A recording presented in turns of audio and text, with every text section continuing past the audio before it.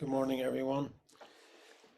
This morning I'm going to talk about the fourth of Tozan's five HenSho ranks, and it's called the relative containing reaching, which I'll explain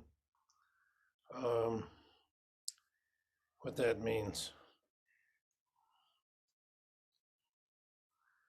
Or it could mean the relative uniting the absolute, but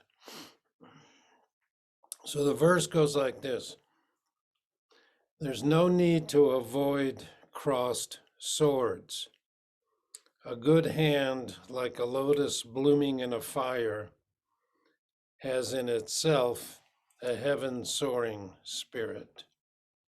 And in the talk, I'll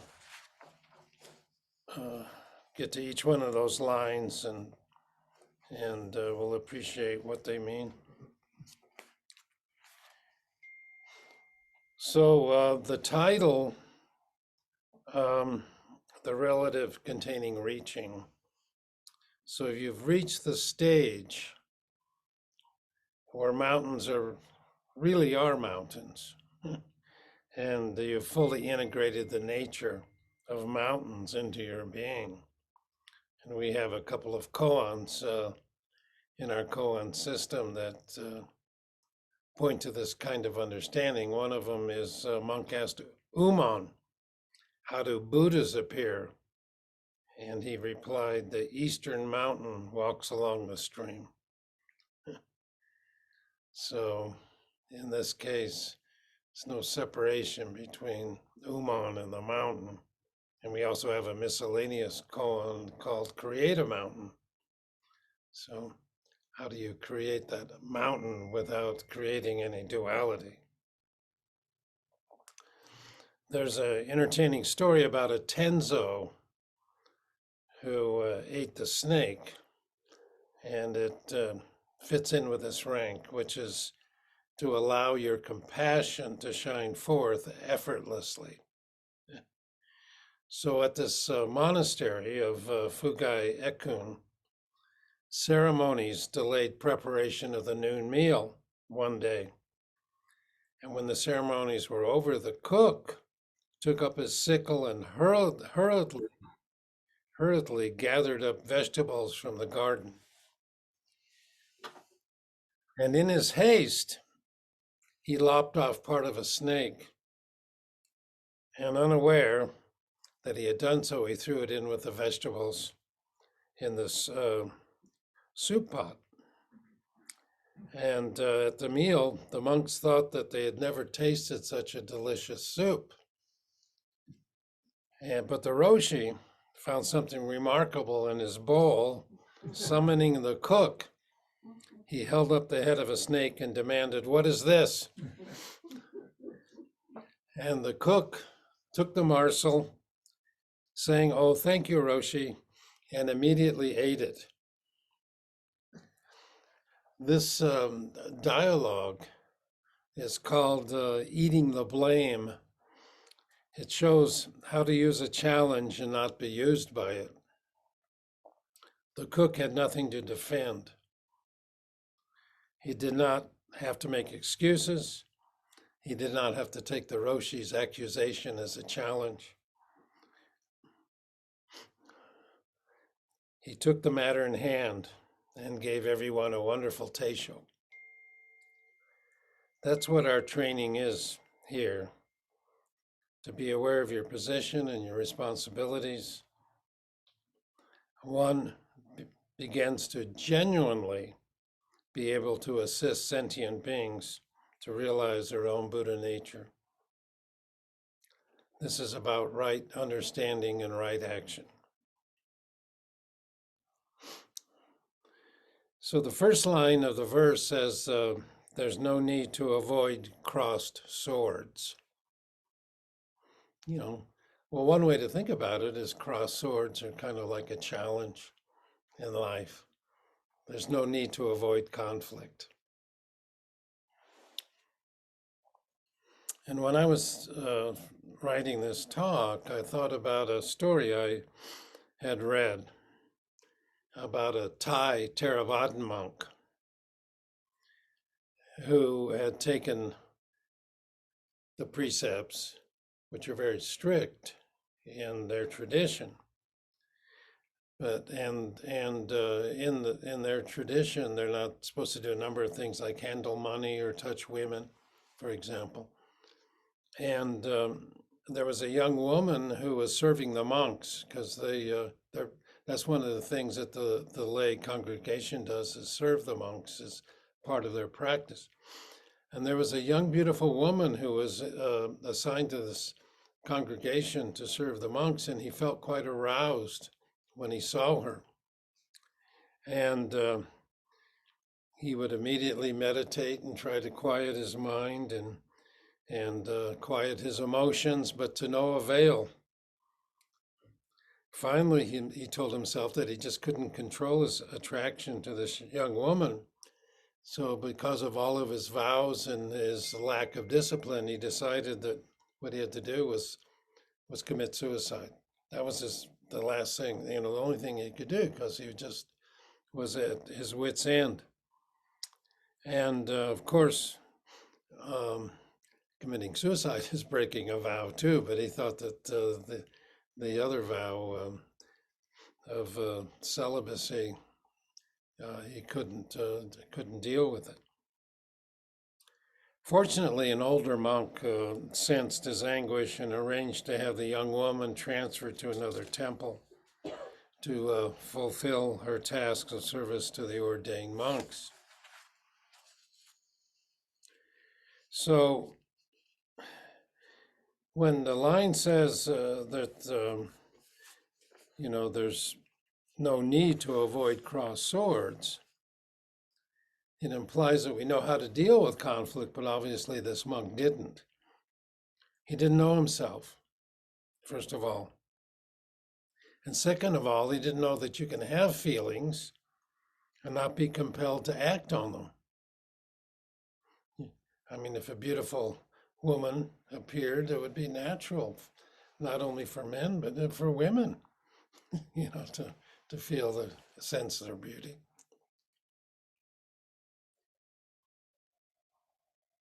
So the verse said there's no need to avoid crossed swords. There's no need to avoid all the conflict and confusion that arise in your life. Because why is that?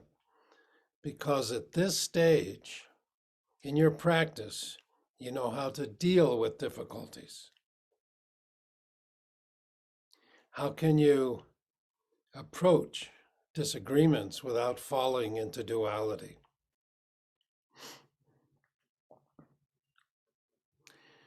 So there's another way to think about these crossed swords too. And one is that these crossed swords represent the absolute and the relative, and that at this stage there's no duality between them, no separation.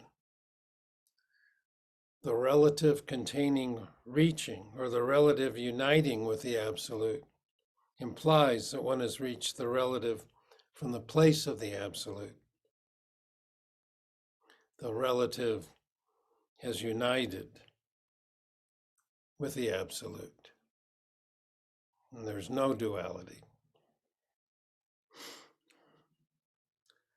Ryokan, the Japanese Zen poet, wrote this verse: "Where beauty is, then there is ugliness. Where right is, also there's wrong. Knowledge and ignorance are interdependent. Delusion and enlightenment condition each other. Since olden times it has been so. How could it be otherwise now? Want to get rid of one and grab the other is merely realizing a scene of stupidity. Even if you speak of the wonder of it all, how do you deal with each thing changing?" So Dogen gave some instruction how to deal with each thing changing in his Tenzo Kyokan, which is instructions to the head cook. He said, be scrupulous in our actions and pouring our energy into those actions. There's no reason why we cannot equal the ancient masters.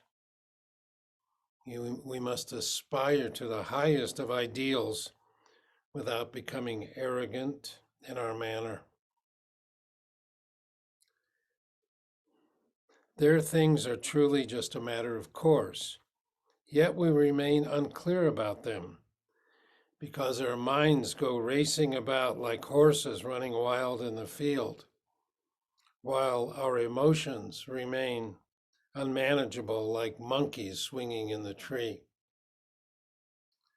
If only we would step back to carefully reflect on the horse and the monkey, our lives would naturally become one with our work. Doing so is the means whereby we turn things even while simultaneously we are being turned by them. It is vital that we clarify and harmonize our life with our work and not lose sight of either the absolute or the practical, the absolute or the relative.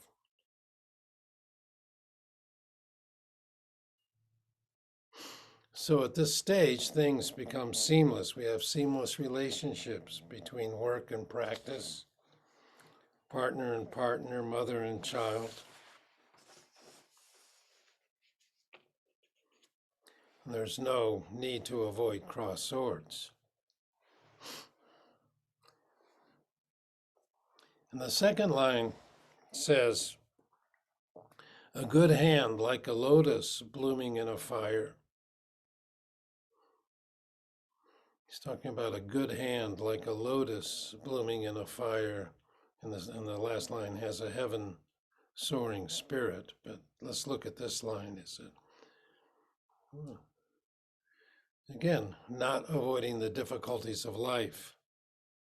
Being selfless, one can act according to conditions, according to our karma, and according to our vows.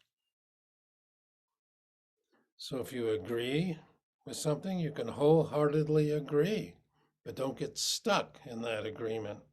And if you disagree, you can wholeheartedly disagree and not get stuck in that disagreement. So this fire blooming lotus, this lotus blooming in a fire, that comes from the Vimalakirti Sutra, where it says, the lotus blooming in the fire, what a rare occurrence this must be. And that's a reference to the Bodhisattva practicing compassion in the midst of desires, in the midst of suffering. And all of us reach stages in our practice where we hit a wall and darkness descends. And there's a natural tendency in Zen centers to want to be the best meditator, the best Zen student. When the luster of that ruse starts to dim, then the darkness of the unknown begins to descend. When you want to give up on the spiritual life, but find that all alternatives are devoid of any meaning, the darkness descends. At this point, you have no choice, but you have to surrender to the unknown.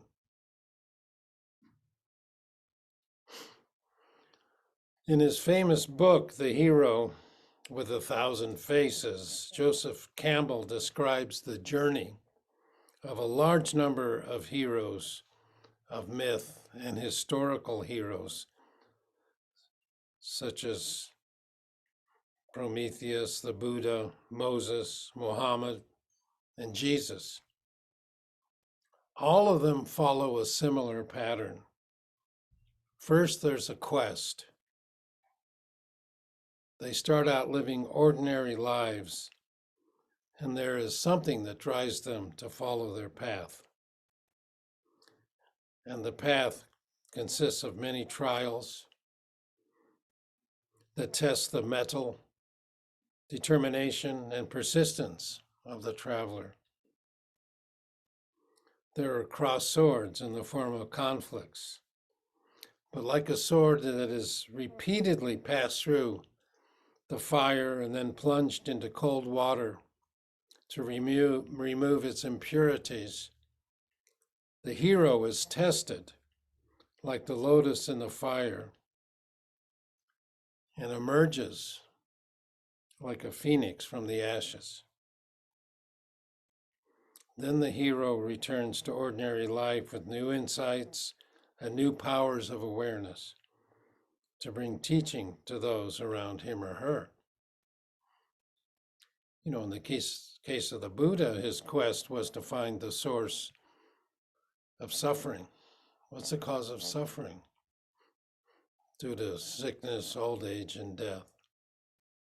And he went through some extreme trials of asceticism until he found the middle way. And then the darkness lightened up. So we talk about the dark night of the soul, and that's the title given to two poems written by the Spanish mystic St. John of the Cross in the 16th century. The poems of St. John of the Cross narrate the journey of the soul to the mystical union with God. The journey is called the dark night in part because darkness represents the fact that the destination, which is God in this case, is unknowable. The dark night of the soul has evolved to mean a stage in personal development where a person undergoes a difficult and significant transition to a deeper perception of life and their place in it. This enhanced awareness is accomplished by a painful shedding of previous conceptual frameworks such as one's identity, relationships, career, habits, or belief systems that previously allowed them to construct meaning in their life. So this line, a good hand, like a lotus in the fire, points to this kind of transformation. In her book, The Zen Priestess and the Snake, Roshi Shinko describes about how her devout Catholic aunt told her that she was going to burn in hell due to something she innocently did as a young child. And Shinko believed her aunt and went through the flames of hell and deeply felt the torment and the torture as if she were actually burning up. By surrendering to this fate, Shinko was purified and, like a lotus in the fire, was able to encounter the Lady of Light, who emanated pure love to this innocent child and encouraged her on her spiritual journey.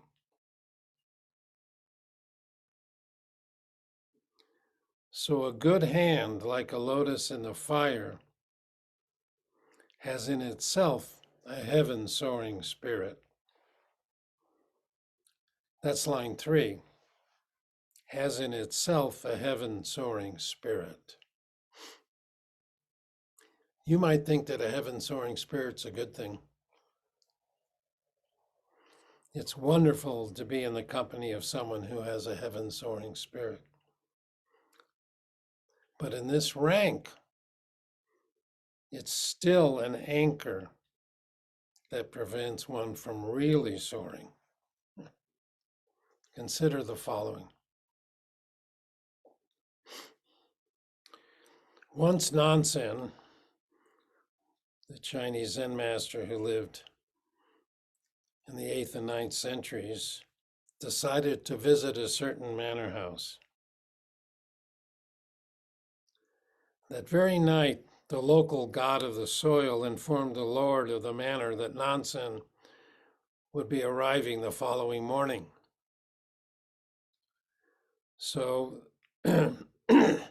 the Lord made preparations. When Nansen arrived, he asked, "How did you know I was coming?"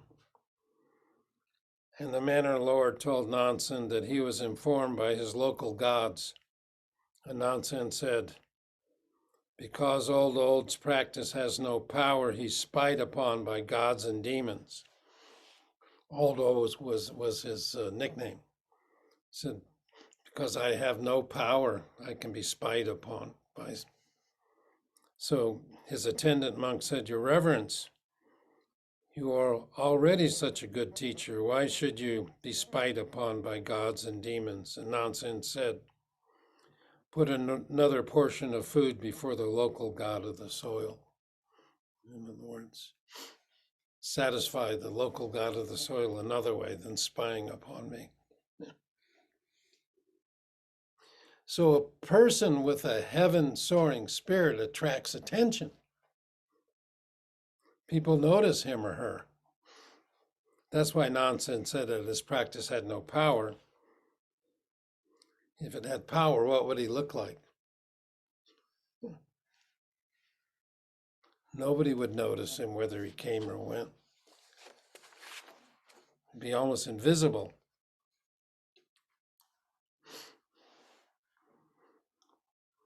If somebody had truly experienced it, what would his life look like?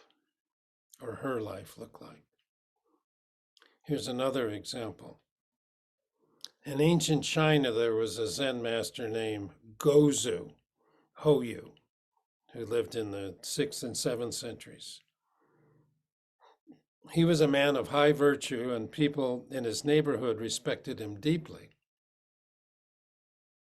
Even birds praised his virtues by fetching flowers and offering them to him.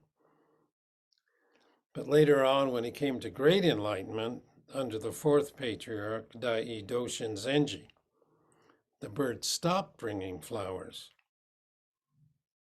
As long as people extol you as a great person, a person of high virtue and so forth, you're not real. A person of true enlightenment does not look great at all. The birds failed to spot Hoyu Zenji because he turned invisible to them as he became someone who was nowhere. So in the ox herding pictures, which are hanging on the wall in the other room, in the 8th of the ox herding pictures, which is the herder and the ox are forgotten, part of the verse says, "Holiness to which birds consecrate flowers is just a disgrace."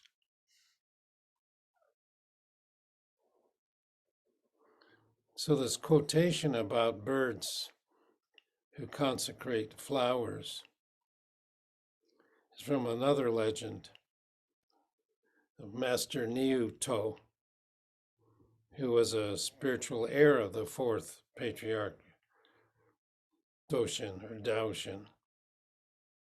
He once sat in a stone cave and trained assiduously, and many birds came and dropped flowers to him and praised his unusual virtue. Later, when he gained the nature of Zen from the 4th patriarch, they no longer brought him flowers. So the person to whom birds consecrate flowers is still attached to his holiness. He's not yet complete oblivion of herdsmen and ox, as in the 8th ox herding picture.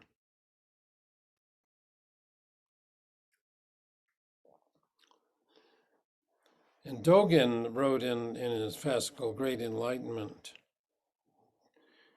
Great enlightenment is the daily activity of the Buddhas and patriarchs, but they never think about it. Ordinary people cannot grasp this point because they are attached to many things. You must be completely detached from the notion of great enlightenment and never seek or crave it.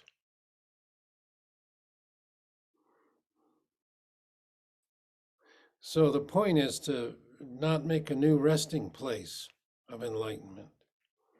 of course, when we start practicing, we want to realize our true self. But then we have to let go of it because there's no firm ground upon which to stand. There's no fixed truth that we can depend on. So how can we function like this? Well, Master Rinzai talked about it, and here's what he said. When it's time to get dressed, put on your clothes. When you must walk, then walk. When you must sit, then sit. Just be your ordinary self in ordinary life. Unconcerned in seeking for Buddhahood. When you're tired, lie down. The fool will laugh at you, but the wise will understand. Just be your ordinary self in your ordinary life. So in the Mumonkan, case 19, the gateless gate, case 19, Joshua asked Nansen, what is the way? And Nansen said, ordinary mind is the way. Ordinary mind.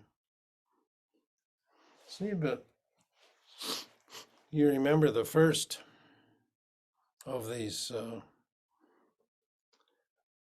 stages or ranks of Tozan. They said that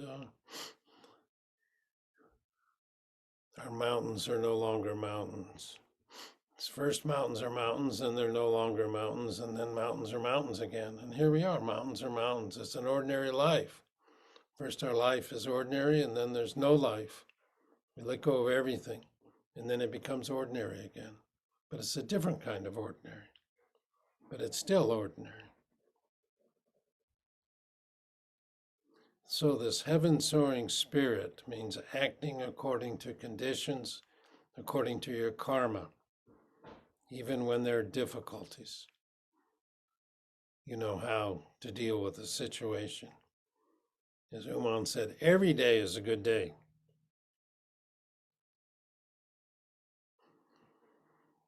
And then, as I often add, because my teacher, Maizumi Roshi, used to say, even having difficulties every day is a good day. So I'm going to read Master Hakuin's comments on this fourth HenSho Goi, and then comment about his comments a little bit. He said the bodhisattva of indomitable spirit turns the Dharma wheel of the non-duality of brightness and darkness.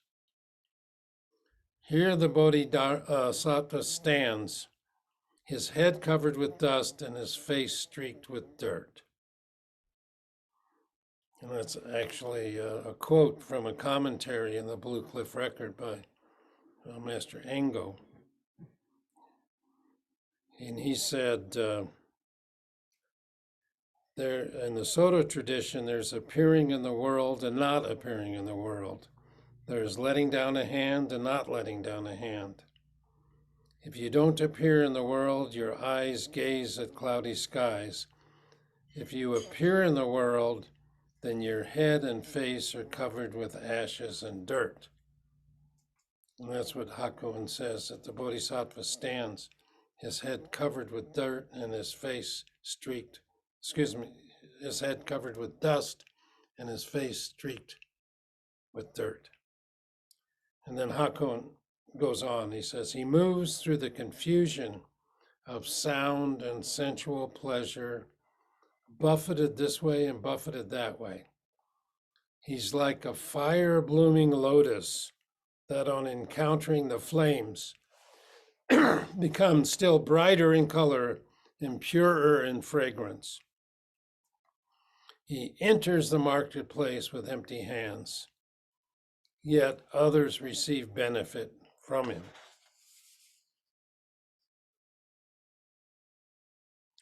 So entering the marketplace with open hands, it's the title of the 10th verse of the Ox-herding Pictures.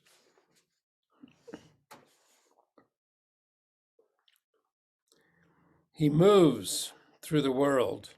He is on the road, yet not having left home, to have left the house and yet not be on the road. Is he an ordinary man? Is he a sage? No one can identify him as either sage or ordinary man or ordinary person. The evil ones and heretics cannot discern him. So in other words, he's not bright and shiny. Even the Buddhas and the patriarchs cannot lay their hands upon him or her. In other words, there's no crevices to grab hold of. Like we like to say that most of us walk around like bulls with big rings in our nose, and just about anybody can come by and grab it, and drag us around. But here he says, even Buddhas and patriarchs cannot lay their hands upon him or her. Try to grab his mind, and it is like seeing the horns of a rabbit or grabbing the hair of a tortoise that has gone beyond the furthest mounting. But this is still not the final attainment. And why is that? Because he still has a heaven-soaring spirit. So when Ingo wrote, he said, eyes gazing at the cloudy sky,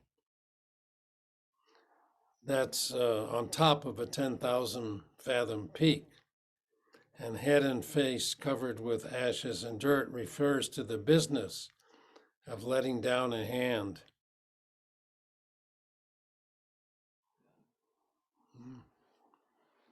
It means, going into inhabited areas to let down a hand and standing alone on a solitary peak are the same, having returned to the source and comprehended nature.